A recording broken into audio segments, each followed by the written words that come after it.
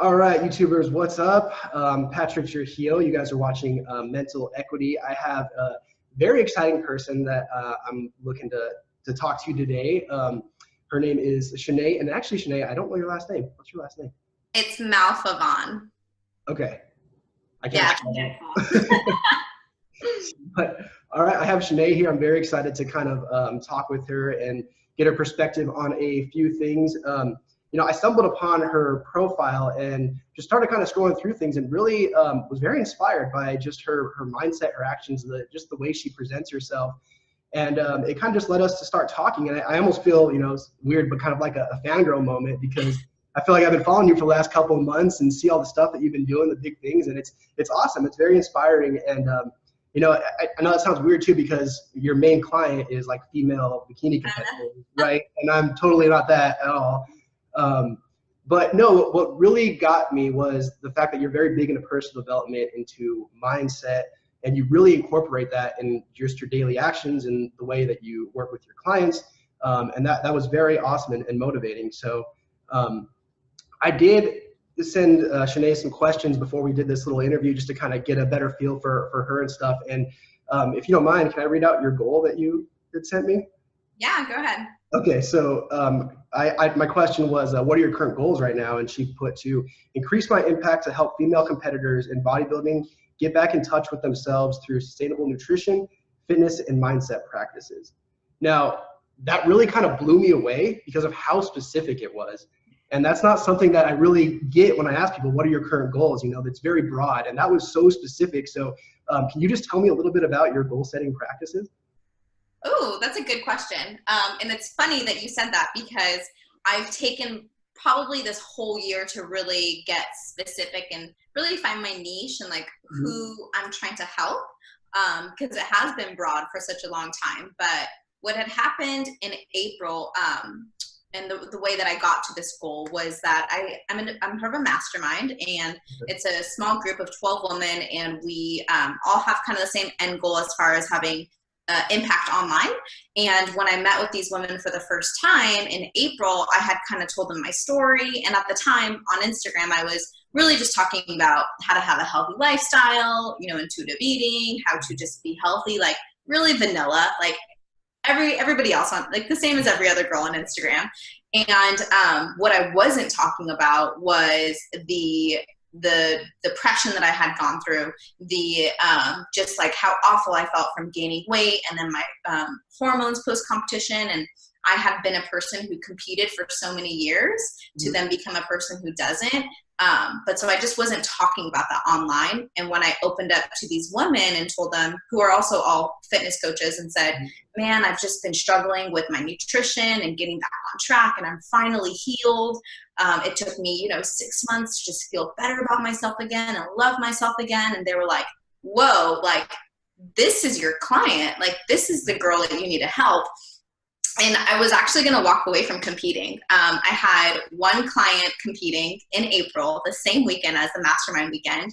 And after she competed, I was going to walk away from it all. But so it was like just the universe coming together. So that weekend I met these women. They were like, you got it. You're the post-competition coach. That's you.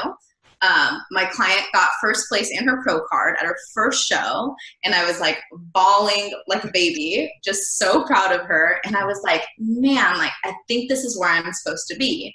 I'm meant to be a coach. I'm gonna coach women. I'm gonna coach competitors, and I'm gonna teach them how to get to the stage in the most healthiest and sustainable way that we can. And I'm also gonna coach women for the post-competition period. Because it was so hard for me that I can only imagine how many other women out there who've, done shows and then fallen off of the internet because they just couldn't get back on track.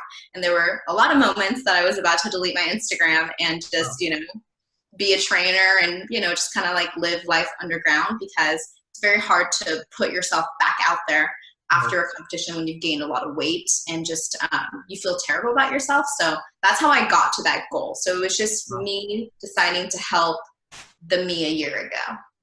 Interesting. Yeah.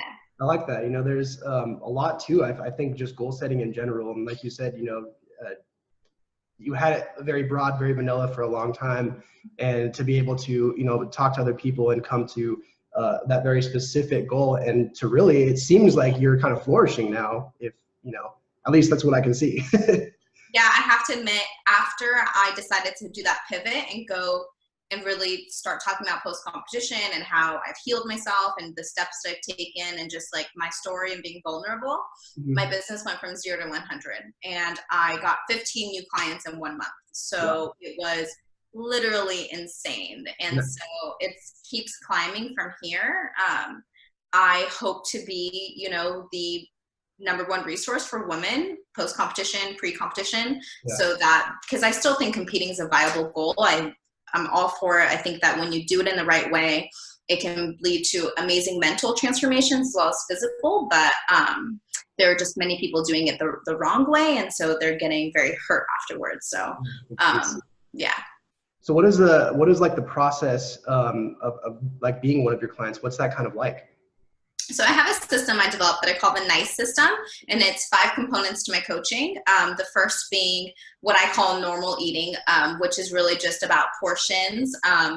Different clients are on different programs, but it all boils down to one method, which I call the 1-4-3 method. So some clients do intuitive eating, some clients do macros, but it's really all about education. So the way that I coach is about educating. So we've got normal eating, and then the I in the system is intuitive eating. So that's mindset practices based on, you know, eating. So mindful eating and just having a healthy relationship with food. And then the first S is self-compassion, because many women that come to me who want to do a show or who are recovering from either post-competition or obsessive diet behaviors have gone through most of their life being really, really mean to themselves and wanting to diet down for a specific reason. So we really go back to that, just the root cause of what are you running away from, and how can we be more self-compassionate? The second S is self-improvement. So that's personal development. I'm huge into that, as you know. I started reading personal development books probably 5 or 6 years ago when I first started prepping for a show, and it's the reason why I was able to get to the place I am today. So I'm a huge believer in that. And then because these women are working on their bodies, I also want them to work on their mindsets and have other goals to achieve rather than just aesthetic ones, because once the show is over, it's over. And so in order for them to not get into post-competition blues, we have different targets to hit that's not just body related. And then the last S is strength training. And my unique formula is a little bit like powerlifting. So I teach women how to get strong, and that's the basis of the workout program. So that's kind of what it's like to work out with me. Wow, that sounds pretty awesome. And I think it's very important that you incorporate the mindset into that. I mean, it's really important to have those external goals, right? But like you said, as soon as you hit that, it's over, right? What are you working for internally? You know, and that's just huge, and just progressing in life, and to try to help keep yourself out of the rut, out of the place of stagnation or of, you know, self-doubt, anything like that. You know, you talk a little bit about being vulnerable. Was there ever a point where, you know, you felt more like the pile of ashes than the phoenix? You know, that makes sense. Yeah, and I know which post it was too. It was like, you know, for a long time I was working out with a sweater on, and I'm also a personal trainer, so I also train clients at the gym. So in the gym really is like my happy place. It's where I'm most confident. It's where I'm an expert. But I felt like such a fraud, because after the show I was having emotional eating problems, binge eating problems, and so I did gain quite a bit of weight, and so I started to wear a sweater all the time. I didn't work out very often. I just was really unmotivated. And then I posted a photo of myself. I used to take a lot of workout videos, but I had stopped because I felt really insecure.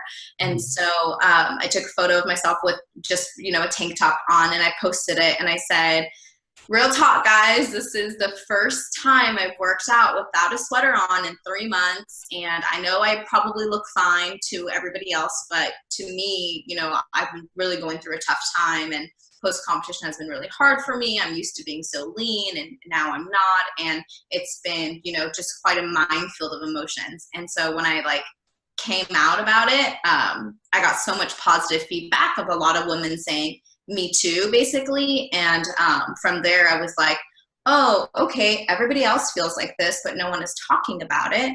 Let me talk about it so that I can give others permission to talk about it too. And then what I learned is that shame can't live out in the open. You can't speak about things that you're shameful about and it can't persist. So the more I talked about my vulnerable things, the better I felt. And then other people started talking about it too, or like sending me DMs and it helped them. So.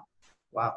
Yeah, there's so much power in going through the struggle yourself, and then once you're able to push through it and pull through it, you're able to turn back around and help somebody else through that same thing, right? And in a way, it almost like helps you grow too, and continue to want to grow because you're now kind of almost responsible for other people's successes in a way. At least that's kind of what we put on ourselves. And no, I think that's awesome. And that's really, I think that's kind of seeing the vulnerability behind people like you and profiles like yours.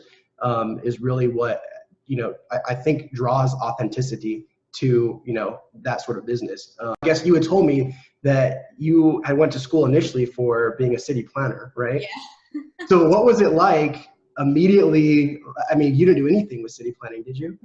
Nothing. So immediately you just jumped in, went, all out trying to chase your goals, right? Yeah, so my senior year of college is actually when I really found like fitness. I think it was my junior year. And it's a sad story. I found it because my ex-boyfriend, told me I was fat. So I started working out and then, but I loved it. And fitness became a way for me to work on myself and become stronger and become more confident. And I used to be a very big people pleaser. So it was the first time I did something for me, like, waking up at 6 a.m. to go to the gym for me and not for anybody else. And then that's when I realized, like, this is what I want to do. I want to help people. And I always knew I wanted to help people, but I just wasn't sure how. And honestly, I just chose city planning to get into the school. Like, I just knew that I needed to go to college and I didn't care what my major was. I just knew that if I stayed at home in my hometown, that I just didn't want to be there. So college really was my escape. So the major didn't matter. So I'm really happy that at least towards my senior year, I found out what I wanted to do. And then from there, I just became a personal trainer. And that was about 6 years ago. Okay. Were you met with any sort of like opposition to that? I mean, to go to school for so long and then not even to pursue, was there anybody trying to tell you, what are you doing? Like, why are you trying this out? It's not going to work or anything like that? Yes, for sure. It's funny because the person who was like that was actually my ex-boyfriend, and we lived together, and he was more so opposition with my online coaching, sharing my story on social media and building a platform, which is funny now because that is my business. But yeah, tons of opposition, like, who do you think you are? Why are you talking about this? You haven't even been a trainer for that long. As far as like from my family, not so much, because I did put myself through school. I worked a lot of jobs. I'm still paying for it. Still paying for that city planning degree. But I think I've always been really driven. I've always had more of an independent personality.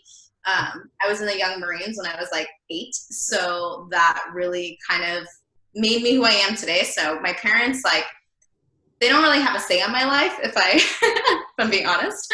But so the only opposition I was met with was my ex-boyfriend, and I had to leave him. If I wouldn't be where I'm at today if I had stayed in that relationship. So for anybody out there who's meeting opposition with the goals that they want to chase, like, no dream is ever too stupid, and haters are always going to be haters. So if you know that you want to do something and that's what you're meant for, like, you should go do it, especially if someone's telling you not to. Yeah, it's almost like when you're met with resistance, that's when you're getting close, right? Exactly. I think actually that's how I found you, a book called The War of Art. Did you read that? Yeah. Okay, exactly. So that's how I found you, was a hashtag on that. What are some of your other personal development books? I mean, some of the favorite ones that you've read up to this point, or what are you currently reading? Ooh, I'm rereading Ego is the Enemy right now, and I'm actually using it as a little bit of a journal. So I'm only reading one chapter a day, and I'm taking notes on each chapter. I'm reading Atomic Habits by James Clear. That one's very good. And then those are the two. My favorite ones, probably The War of Art by Pressfield. That one's a big favorite of mine. My recent favorite author is Rachel Hollis. She wrote a book called Girl Wash Your Face, which is like blowing up right now in the US. So it's more geared towards women, but it's an amazing personal development book. She's like the Tony Robbins for females. There you go. And then I think that's it. I honestly like a lot of books. I think my other kind of go-to favorite is The Four Agreements by Miguel Ruiz. Now I'm forgetting his last name. Yeah. My books aren't in front of me. My bookshelf is gone right now, so I don't have them all in front of me, but I have a lot of favorites, so I can't say one is a favorite. No, definitely. It's funny, like when you start reading them, they all kind of start blending together, but just in their own little perspective, and it's awesome. I love it. I mean, it's a big reason why, I'm trying to do what I'm trying to do, and obviously what you're trying to do. So I highly recommend personal development for anybody out there trying to chase down their goals. What would you recommend for somebody just starting out trying to live a healthier lifestyle? Maybe they're just, kind of like where you were or whatever, just wanting to be healthier. What would you recommend them start doing? I'm a big fan of adding things. So like the addition principle, what can you add into your daily life now that's going to help you become a healthier person? So maybe that is adding in water at every meal. Maybe it's adding in vegetables. Maybe it's adding in protein. But so the concept is when we add things in, then we can crowd out the bad things. So I always look at it from an abundance perspective rather than a lack. And I think that is a really great tool, like for the longevity of like your healthy lifestyle, to just start adding. And I would start with water and vegetables.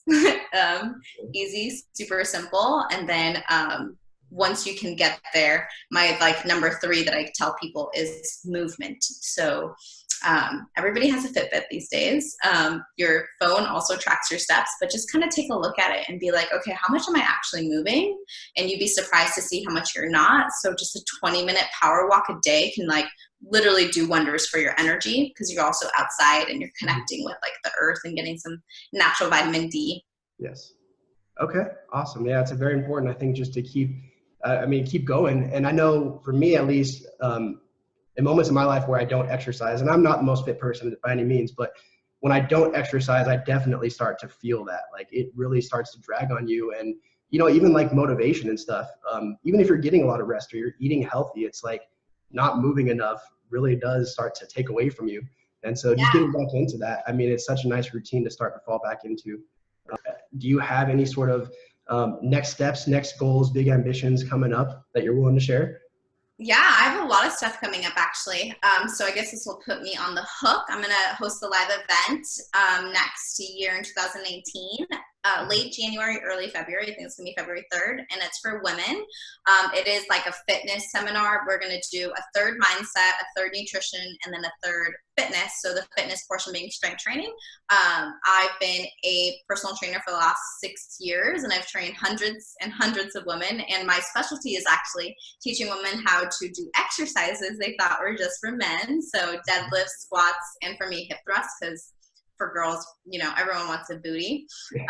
So the seminar is going to involve form techniques and, fixing form, teaching form, and then nutrition is going to be the 3 methods that I teach out of the NICE system. And then same with the mindset. So we'll have hopefully some speakers, hopefully, I don't know, it's still kind of in the works, but that's on my calendar. And then I have a podcast launching next year as well. So that's going to be really exciting. And what I really aim to do with like the podcast is create a platform for women to speak their stories about post-competition. So I think that we're stronger as a community, and that when you hear another person, so I'm going to be interviewing women, when you can hear someone else's perspective and their side of the story, and you can see yourself in that, it gives you hope. And I think that there's just so many women out there who are alone and struggling with this aftermath of post-competition, whether they didn't have a coach or whether they did have a coach who only put them on, 900 calories and 2 hours of cardio a day.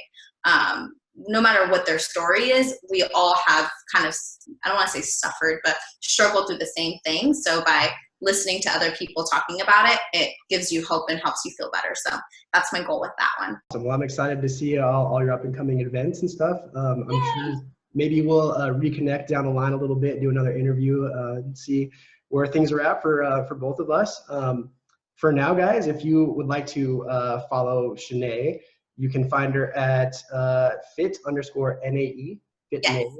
on Instagram. Follow her. And you also do a free masterclass, right, that you just started? Yeah. Oh, I forgot about that. Yeah. So the first free masterclass, I don't know when this is coming out, but I will be doing a masterclass every Tuesday for the rest of my life. It's going to be not every Tuesday, the last Tuesday of every month. And it's going to be a live webinar. So we get to talk on video and you get to learn. I'm all about educating people. So it's going to be fun.